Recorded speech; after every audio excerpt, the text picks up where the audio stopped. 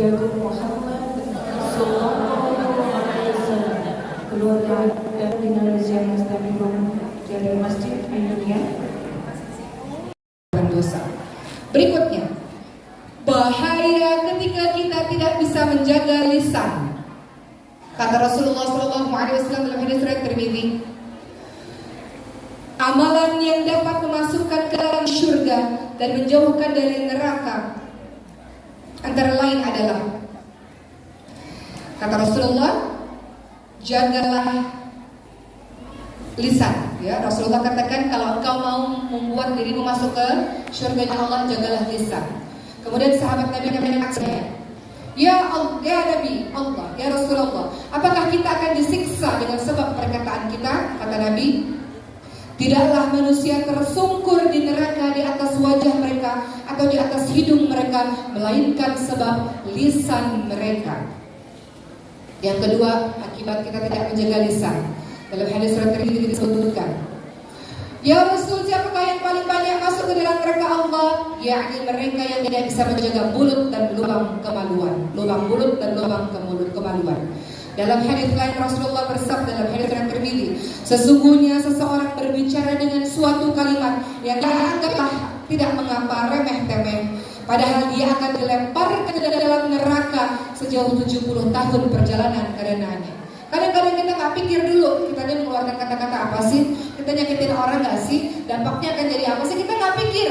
Ternyata itu menjadi dosa jariah, dan ternyata perkataan yang kita anggap remeh membuat kita termasuk ke dalam neraka Allah Subhanahu Wa Taala. Dalam hadis riwayat Bukhari, dalam hadis yang lain disebutkan, sesungguhnya ada seorang hamba yang berbicara perkataan yang tidak dia pikir, lalu Allah mengangkat derajat disebabkan perkataan yang baik itu. Dan ada juga orang yang mengucapkan perkataan yang tidak dia pikirkan dan membuat Allah murka, dia dilemparkan ke dalam api neraka jahanam. Dalam hadis riwayat Muslim, di banyak sekali yang berkenaan dengan lisan. Sesungguhnya ada seorang hamba yang berbicara dengan suatu perkataan, tidak dipikirkan dampaknya, tidak dipikirkan efeknya, itulah membuat dia masuk ke neraka yang jaraknya lebih jauh daripada jarak antara timur dan barat. Jadi berpikir sebelum berbicara, berpikir sebelum posting di sosial media. Kata Imam Syafi'i apa? Jika seseorang menghendaki berbicara, maka sebelum berbicara berpikir terlebih dahulu. Jika jelas nampak maslahatnya, jika jelas nampak kebaikannya, maka bicaralah. Namun jika kau ragu-ragu, kau berpikir banyak masalah, banyak menyakiti orang, maka tahanlah. Kau berbicara sampai jelas maslahatnya apa. Apa buah dari jaga lisan? Masya Allah, syurganya Allah Subhanahu Wa Taala. Dalam Al-Quran banyak sekali diajarkan bagaimana caranya seorang mukmin berbicara. Ada yang pertama, kaulan karima. Dalam surah Al-Isra ayat 23. Fala taqul lahuma uff wa la tanharhuma wa qul lahuma qawlan karima. Qawlan karima ini apa? Perkataan yang mulia. Kedua, ada qawlan ma'rufa. Dalilnya dalam surah An-Nisa ayat 5. Ya, qawlan ma'rufa ini apa sih? Qawlan ma'rufa ini identik dengan uruf, dengan budaya setempat, perkataan yang sesuai dengan norma masyarakat setempat.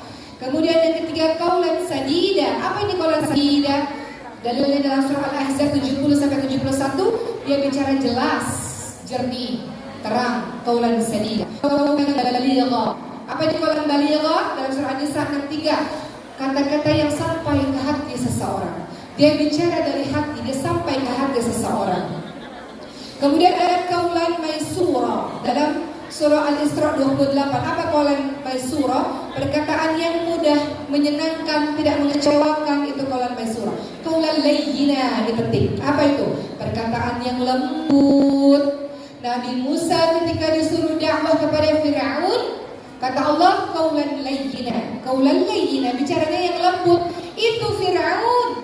Suami ibu-ibu Fir'aun bukan. Kenapa kasar-kasar? Anak-anak ibu Fir'aun bukan. Kenapa kasar-kasar?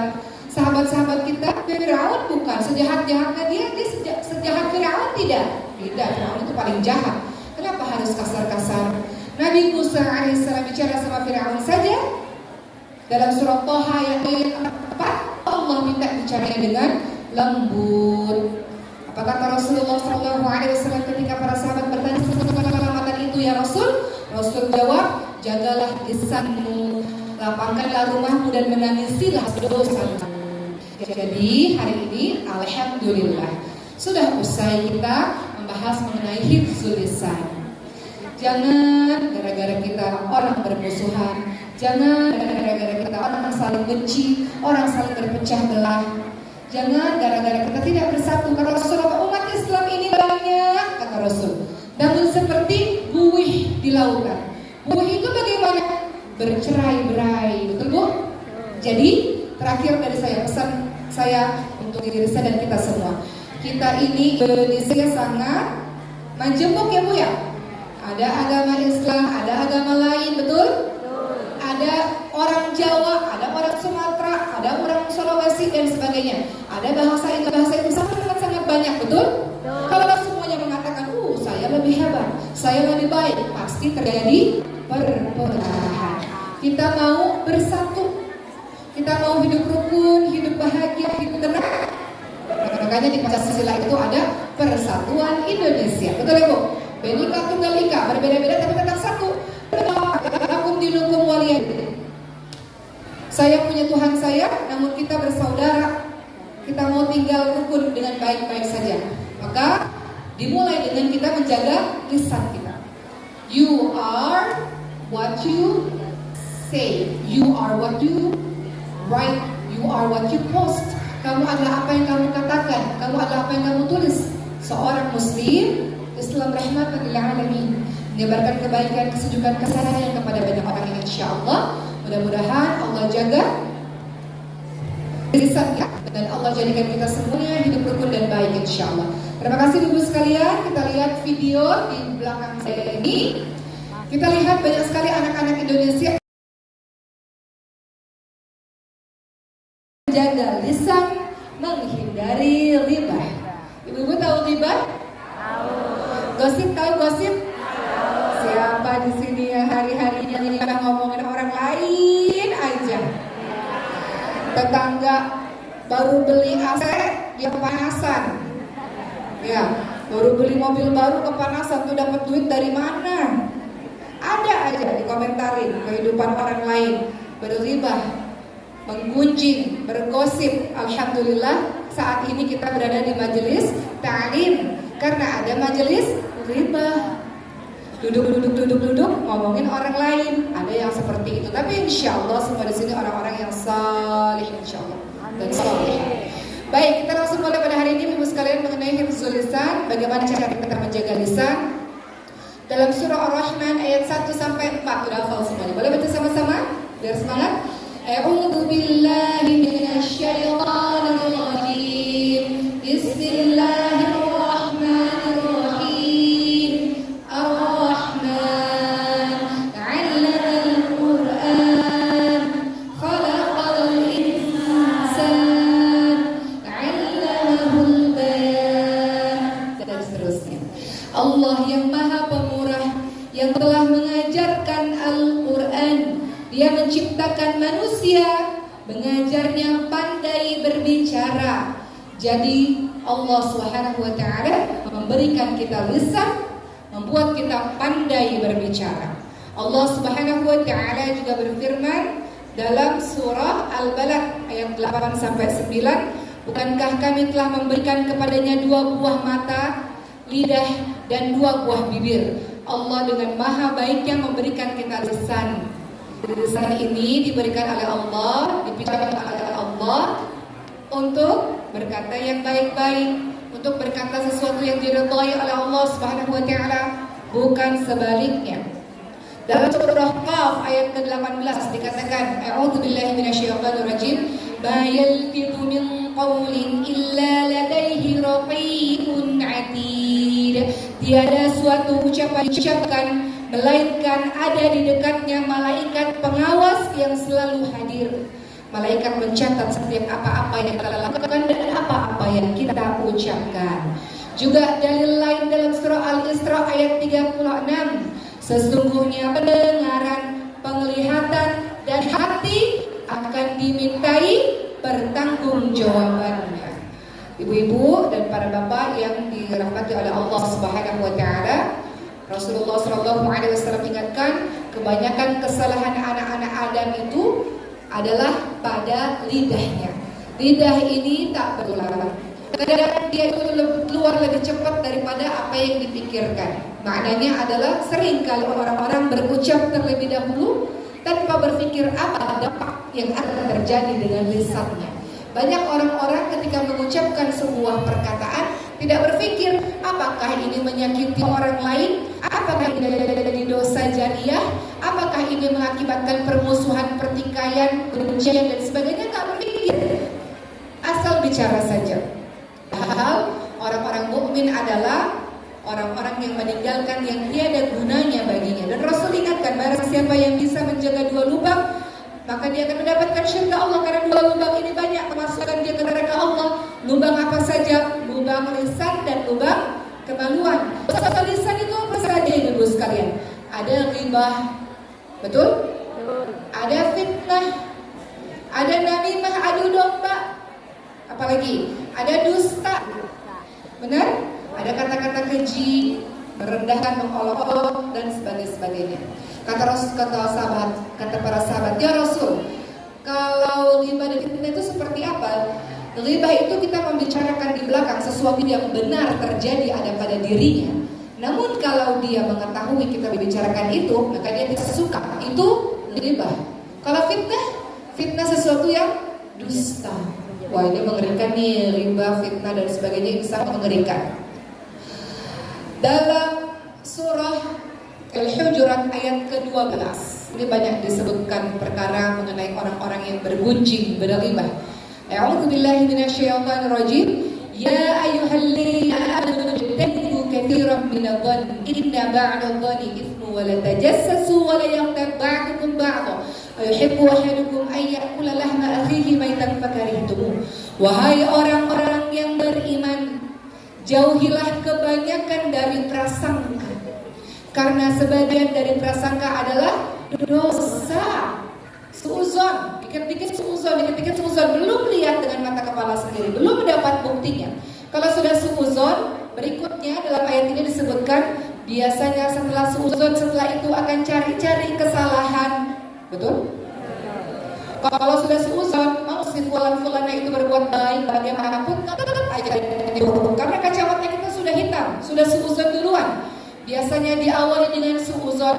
Setelah suuzon, cari-cari kesalahan. Di mana dia jatuh? Di mana dia salahnya? Dicari-cari kesalahan. Setelah cari-cari kesalahan, biasanya ngapain? Ini berentetan nih, akhlak ini, perbuatan ini. Setelah dia suuzon, cari-cari kesalahan, setelah itu dia ajak orang lain juga untuk membenci orang itu, berghibah, bergunjing. Ayuhibbu ayyakula lahma akhihi maytan fakarihtumuh. Orang-orang yang melakukan perbuatan seperti ini, hobinya suuzon, cari-cari kesalahan, mana yang kesalahannya. Setelah itu dia berghibah, bergunjing, omongi orang lain, sahabatnya itu, dan kemudian cari masukan supaya orang lain gak suka juga sama dia. Orang-orang yang melakukan perbuatan seperti ini seperti memakan bangkai saudaranya sendiri, dan tentu engkau akan merasa jijik dengannya. Kenapa dianalogikan dengan bangkai? Bangkai, kita mau makan dagingnya, dia gak tahu apa-apa, betul? Begitu pula kalau kita membicarakan orang lain di belakang, dia juga nggak tahu apa-apa tentang apa yang kita lakukan, teman-teman sekalian. Sampai ada suatu kisah, ada seseorang yang mengatakan, ya Allah, hidupku ini sudah banyak menjelek-jelekkan orang lain. Sebab lisanku ini banyak yang bertikai, banyak yang bermusuhan, banyak kebencian di mana-mana karena lisanku ini. Maka aku mau minta maaf kepada si fulan yang selama ini selalu aku kata-katai.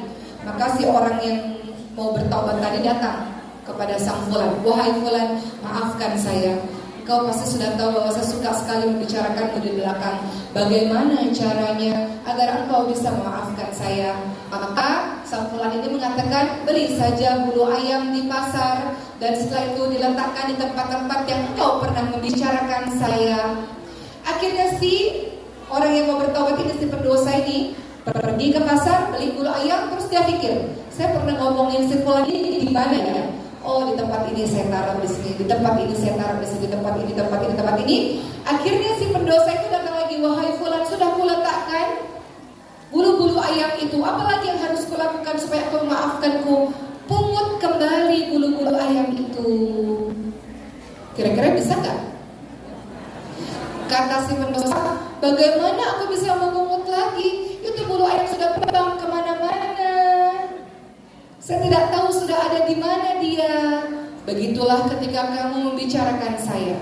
Kamu merasa berbicara kepada satu orang, tapi ternyata kalimat itu sudah tersebar kemana-mana. Bagaimana cara kamu membersihkan nama saya itu?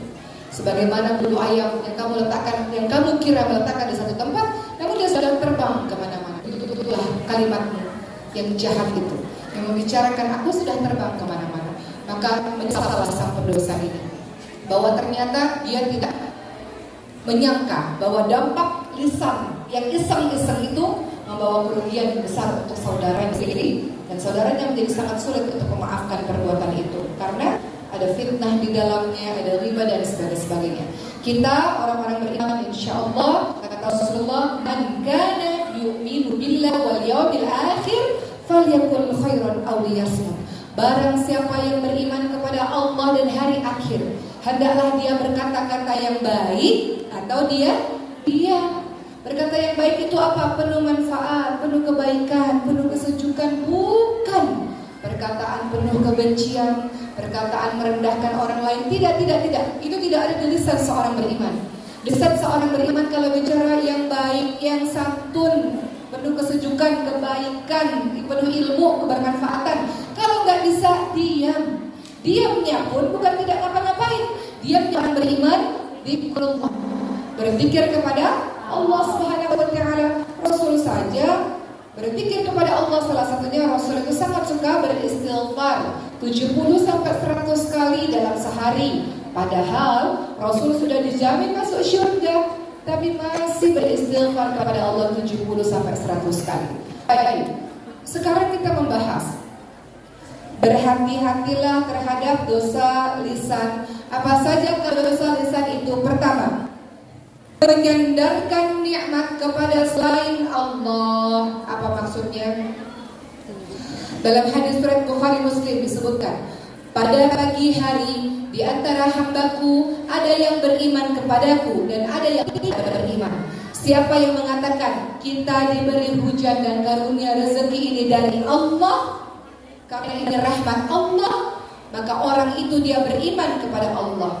Sedangkan ada yang mengatakan kami diberikan hujan ini, diberikan rezeki ini karena dia melupakan Allah Subhanahu wa taala, maka dia kufur kepada nikmatnya Allah. Jadi lisan kita ini harus selalu ingat, semua yang sampai kepada kita bukan karena si fulan A, B, C, D yang membuat kita menghamba kepadanya, namun semua karena Allah lewat perantara si A, B, C, D dan sebagainya. Jadi pertama begitu dapat nikmat, berterima kasihnya pertama kepada Allah.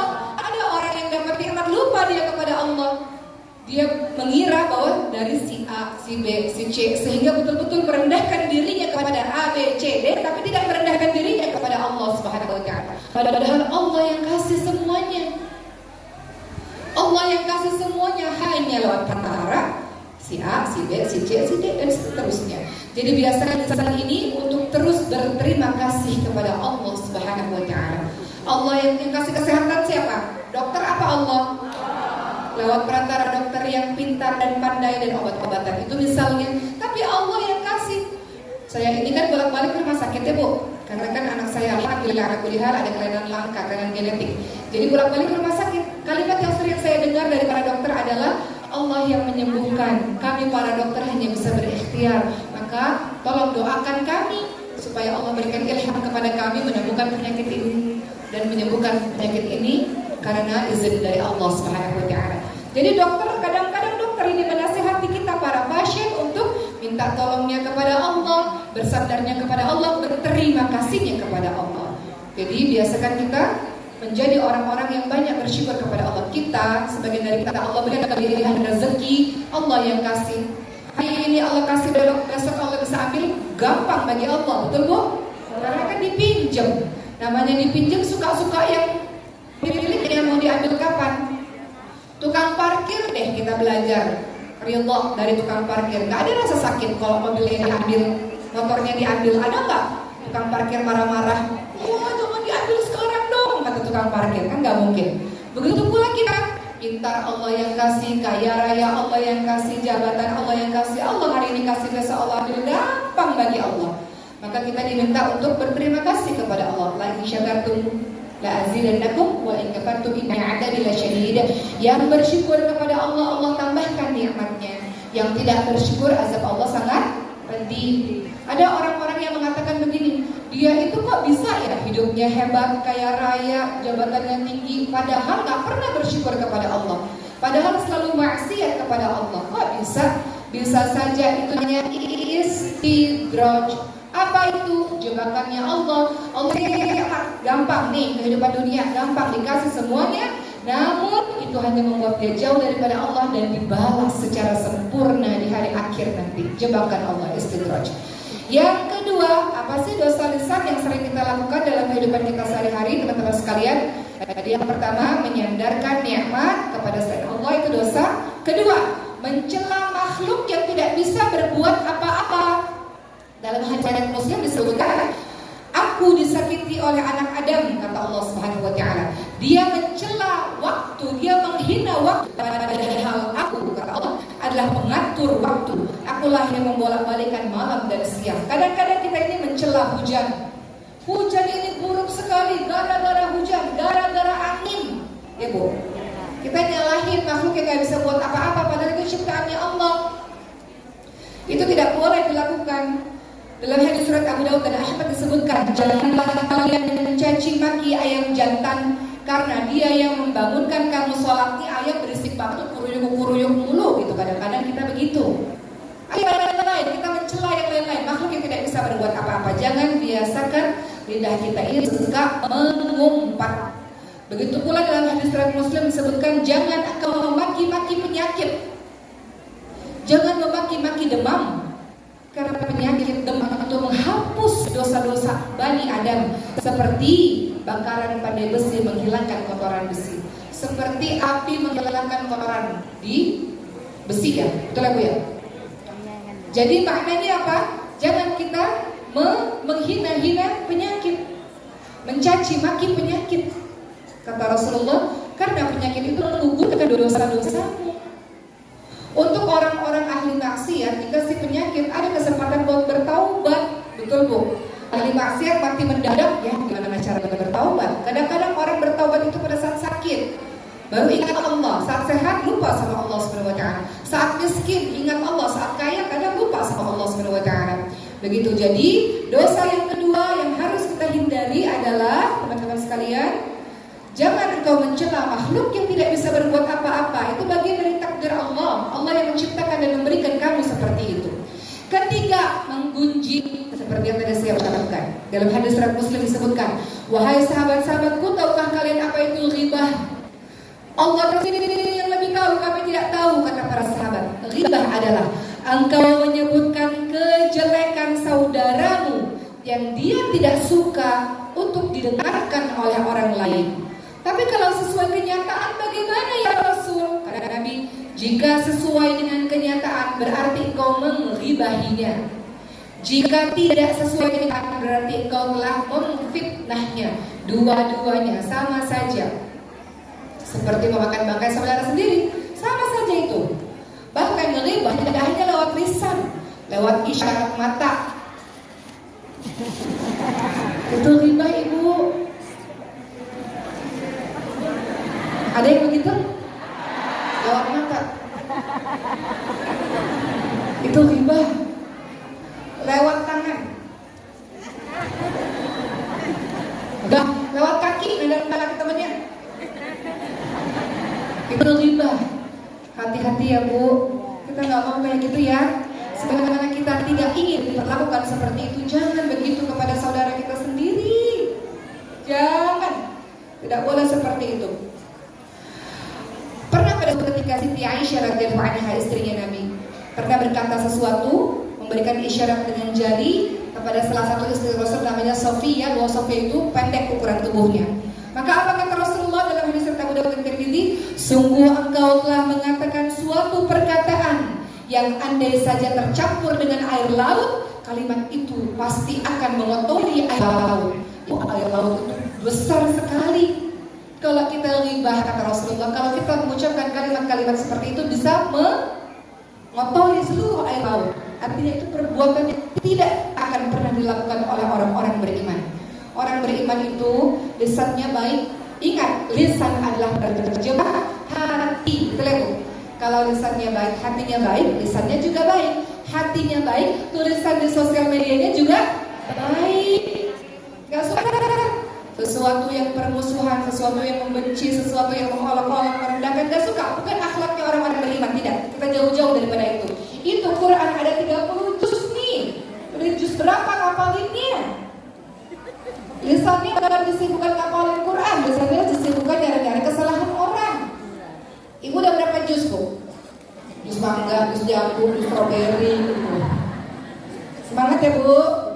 Lisannya untuk baca Quran ya, Bu, insyaallah. Keempat, dosa lisan berikutnya berdusta dan mengelabui orang. Wah, tidak. Orang-orang yang terbiasa berdusta pasti dia akan berbohong di kebohongan berikutnya untuk menutupi kebohongan yang pertama, betul? Makanya kalau orang pelupa jangan coba-coba bohong. Ntar lupa kemarin bohongnya apa ya? Ntar bersambungnya lupa bohongnya. Ya, Bu, jadi kata Rasulullah SAW bahkan ketika dalam berbicara untuk membuat orang tertawa juga tidak boleh berdusta. Celakalah bagi yang berbicara lantas berdusta hanya karena ingin membuat suatu kaum tertawa. Kadang-kadang kita bercanda dengan kalimat-kalimat bohong, itu pun tidak diperbolehkan. Celakalah dia, kata Rasul. Jadi perbuatan seperti itu jauh-jauh dari kita. Apa kata Rasul? Rasulullah SAW pernah melewati setumpuk makanan, lalu beliau memasukkan tangannya ke dalam makanan tersebut, ke kurma, ada dalam satu kantong besar, dalam satu karung besar. Rasulullah pegang kurma itu masuk ke dalam, ada kurma basah. Kata Rasul, apa ini wahai pemilik makanan? Maka pemilik kurma itu mengatakan, ini terkena air hujan ya Rasul. Maka Rasul mengatakan, kenapa kamu tidak meletakkannya di bagian makanan yang orang lain bisa melihatnya? Kemudian Rasul katakan, ketahuilah barang siapa yang menipu, maka dia bukan dari golongan kami. Jadi orang-orang beriman lisannya adalah jujur, dia tidak menipu, dia tidak berdusta, dia tidak berbohong. Bahkan untuk membuat orang lain tertawa dengan bohong saja Rasul katakan celaka. Maka kita biasakan diri kita, anak kita, keluarga kita berkata jujur. Makanya ibu jangan sekali-kali, nah nanti jam 4 sore tante itu mau datang ke rumah menagih utang. Nah, bilang sama tante itu, mama nggak ada di rumah ya nak. Itu bohong nggak? Atau kebohongan lain lagi, kamu nanti kalau bisa puasanya 30 hari mama kasih hadiah, kamu ibu kasih hadiah. Sampai bertahun-tahun nggak dikasih hadiah juga. Itu juga namanya pendusta. Jadi jangan kita pikir dusta itu yang jauh-jauh. Kadang-kadang kita dusta. Bapak juga sama, kalau bapak ngajak ibu jalan-jalan, nggak diajak jalan-jalan. Ya Pak, kadang-kadang ngasih harapan-harapan ibu ibunya udah capek rumah, mau diajak jalan-jalan enggak juga dikabulkan. Maka kita berdoa kepada Allah agar dihindarkan dari perkataan-perkataan dosa. Sama yang kelima juga, dosa lisan, mengingkari janji. Dalam hadis riwayat Muslim disebutkan, di antara orang munafik ada 3. Jika berbicara dia berdusta, jika dia berjanji tidak ditepati, jika diberi amanah dia khianat. Rasulullah SAW digelari dengan julukan Al-Amin, orang yang bisa dipercaya. Setiap berbicara jujur, setiap berbicara sesuai dengan kenyataan, ketika janji ditepati, ketika diberi amanah tidak pernah berkhianat. Ketika diberi amanah, diberi kepercayaan, tidak berkhianat. Nah, yang kelima, dosa yang tidak boleh kita lakukan adalah mengingkari janji. Berikutnya teman-teman sekalian, ada juga nih banyak sekali dosa-dosa lisan kita. Termasuk ini tidak hanya lisan ya, adab tidak hanya bicara sehari-hari, tapi juga adab dalam tulisan. Sekarang kan zaman sekarang ini orang-orang suka menulis-tulis ya Bu ya. Hati-hati itu. Berpikir dulu sebelum menulis, berpikir dulu sebelum berbicara. Ada dosa berikutnya nih yang sering kali kita juga lakukan dalam surah Al-Hujurat ayat ke-11, yaitu suka merendahkan, mengolok-olok, menjelekkan orang lain. Oh, saya lebih bagus daripada kamu, kelompok saya lebih hebat dibanding dengan kamu. Gak boleh. Di diri setiap orang ada kehebatannya masing-masing. Orang tua kalau lihat anak muda, ya Allah, anak muda ini sedikit dosanya, kita hargai dia, kita hormati dia. Anak muda lihat orang tua, ya Allah, para orang tua ini banyak pengalamannya. Kalau semua orang seperti itu selalu melihat kelebihan ada pada diri setiap orang, selalu melihat diri ini ada kekurangannya, pasti akan saling menghargai satu sama lain. Tapi kalau di diri kita selalu merasa paling sempurna, paling benar, paling saleh, paling berilmu, akan timbul sifat ujub dan sombong. Apa itu sombong? Menolak kebenaran dan merendahkan orang lain, itu sombong. Bisa jadi seseorang yang kau rendahkan, dia justru qiyamul lailnya, sholat malamnya jauh lebih banyak dibanding dengan kita. Betul Bu? Ketika Allah berikan kelebihan harta, bisa begini, bisa begitu, dia mungkin sehari bisa baca juz-juz, sementara kita sedikit baca Qurannya. Mungkin sebagian kita terkenal di penduduk bumi, tapi dia terkenal di penduduk langit. Jadi lisan ini tidak boleh kita mengolok-olok, merendahkan orang lain, bukan akhlak seorang muslim. Al-Hujurat ayat 11, A'udzubillahi minasyaitonirrajim.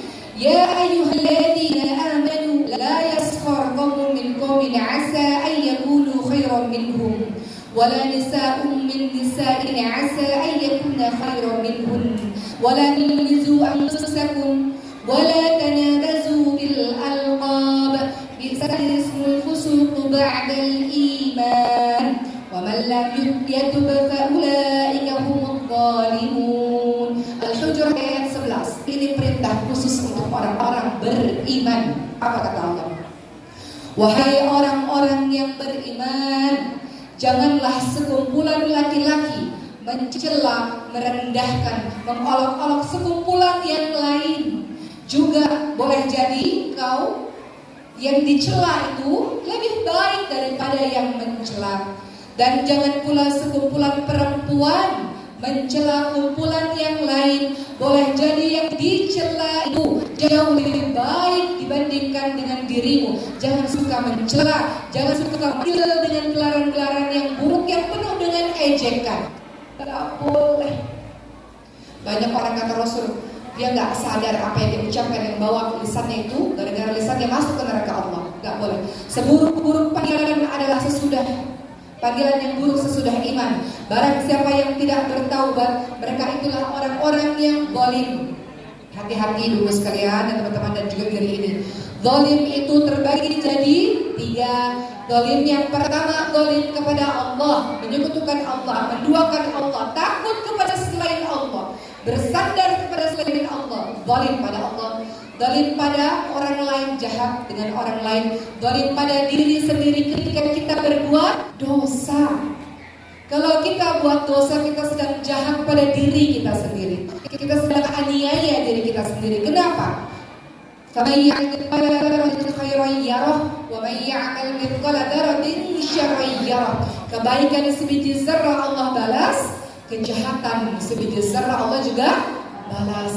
In ahsantum ahsantum li anfusikum wa in asatum falaha. Kebaikan yang kau lakukan untuk dirimu sendiri, kejahatan yang kau lakukan untuk dirimu sendiri. Jadi kita buat baik bukan buat siapa-siapa.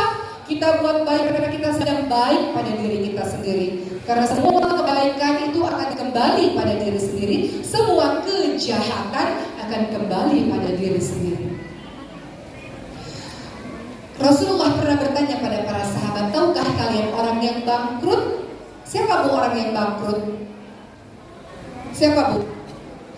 Kata para sahabat, orang yang bangkrut itu orang yang tidak punya uang. Kata Rasul, bukan. Orang yang paling bangkrut adalah ketika dia kembali kepada Allah, dia menyangka membawa pahala puasa, membawa pahala sholat, pahala mengaji, pahala umrah dan sebagainya. Namun dia lupa lisan yang pernah menyakiti orang lain, lisan yang pernah jahat kepada orang lain, sehingga orang itu mengatakan, tunggu dulu ya Allah, saya menuntut keadilan ya Allah. Di dunia dia zalim kepada saya, dia jahat kepada saya, ya Allah, dia belum minta maaf kepada saya nggak ridha. Saya nggak ridha, ya Allah, sakit hati ini ya Allah atas perbuatannya selama di dunia. Saya minta keadilan ya Allah. Maka orang yang menyangka bahwa pahala puasa, mengaji, sholat dan sebagainya karena kejahatan lisan dan perbuatannya, seluruh pahalanya diberikan kepada orang yang dizolimi olehnya. Kalau dia tidak punya pahala, dosa orang yang dizolimi dipindahkan kepadanya. Maka itulah yang disebut sebagai sebangkrut-bangkrutnya orang. Maka takutlah kita kalau ada orang mengatakan, saya gak bisa balas kejahatanmu di dunia, tapi saya akan balas nanti. Minta kepada Allah untuk menunjukkan keadilannya di hari akhir. Biar Allah yang balas. Itu udah kata-kata pamungkas tuh. Kalau ada kalimat biar Allah yang balas, luar biasa mengerikan sekali. Benar gak Bu?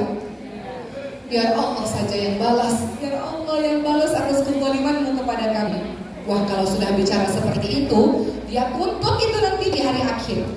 Lihat Rasulullah SAW teman-teman sekalian. Ya Allah, saya pun belajar luar biasa dari sosok yang sangat hebat ini. Rasulullah ketika detik-detik wafatnya, beliau pernah sakit. Sebelum wafat beliau sakit. Dalam keadaan sakit beliau mengumpulkan seluruh sahabat-sahabat dan beliau mengatakan, siapakah di antara kalian yang pernah aku sakiti? Balas sekarang sebelum hari akhir yang tentu lebih menyakitkan lagi. Siapa di antara kalian yang pernah aku sakiti selama aku hidup ini, balas sekarang. Seorang Rasul saja betul-betul memperhatikan siapa orang yang pernah aku sakiti, balas sekarang, mumpung di dunia. Nanti kalau di hari akhir lebih susah lagi. Maka ada seorang yang mengatakan, saya ya Rasul, namanya Uqasyah. Saya ya Rasul, kata para sahabat, Uqasyah, apa-apaan ini? Rasul dalam keadaan sakit, kenapa engkau tega membalas perbuatan Rasul? Apa yang Rasul perbuat kepadamu? Kata Uqasyah, ya Rasul, pernah pada suatu ketika pukulanmu yang untuk menggerakkan hewan itu terkena kepada punggungku dan itu sakit sekali. Kata para sahabat, Uqasyah, Rasul tidak sengaja. Kenapa engkau mau membalas perbuatan Rasul? Saya mau balas Rasul. Sakit rasanya Rasul kena ke bahu saya ini Rasul. Semua sahabat menangis dan tidak menyangka Uqasyah sanggup melakukan perbuatan itu kepada Rasul karena Uqasyah mau balas. Ketika Uqasyah sampai di dekatnya Rasul dengan tongkat yang hendak memukul Rasul, dan Rasul mempersilahkan badannya, silakan Uqasyah. Sebagaimana aku pernah menyakitimu, balaslah Uqasyah sekarang. Ya Allah, akhlak Rasul teman-teman sekalian. Ketika Uqasyah mau pukul, Uqasyah langsung lempar tongkatnya dan memeluk Nabi. Kata beliau, tidak mungkin aku menyakitimu ya Rasul, kekasih yang aku cintai ini. Rasul katakan, Uqasyah, kau bersama dengan orang yang kau cintai, bersama dengan Rasul di syurganya Allah Subhanahu wa Ta'ala. Rasulullah saja, Bu, Masya Allah, masih berpikir, padahal sudah dijamin masuk syurga, masih berpikir siapa yang pernah aku sakiti, balaslah sekarang. Apalagi dengan kita, ini nasihat untuk saya sendiri. Apalagi dengan saya, apalagi dengan kita, yang mungkin banyak sekali orang-orang tersakiti dengan lisan kita, dengan perbuatan kita, dan kita sempat minta maaf kepadanya. Bagaimana kalau dia menuntut kita di hari akhir akibat perbuatan lisan kita yang tidak bisa menjawabkan ini? Bagaimana kita minta maaf kepadanya, belum sempat lagi minta maaf, hanya karena perbuatan kita yang kita anggap remeh ini. Makanya Rasulullah katakan,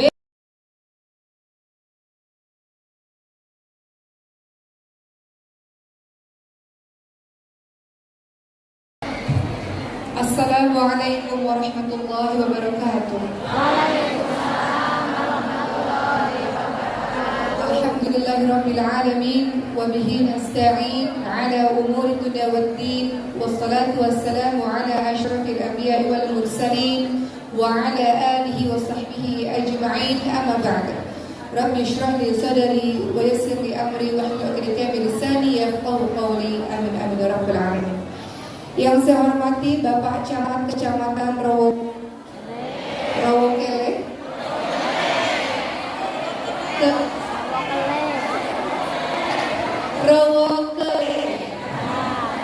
mohon maaf. Yang saya hormati Bapak Camat Kecamatan Rawokele, Bapak Derajat Triwibowo. Assalamualaikum Bapak, ada di mana beliau?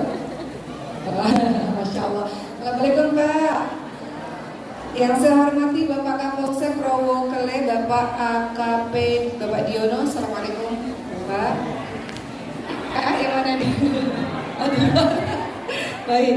Yang saya hormati Komandan Koramil 21 Rowo Kele, Bapak Kapten Salio. Jembatan kebaikan sebagai amal soleh yang insya Allah akan menyelamatkannya di alam akhirat.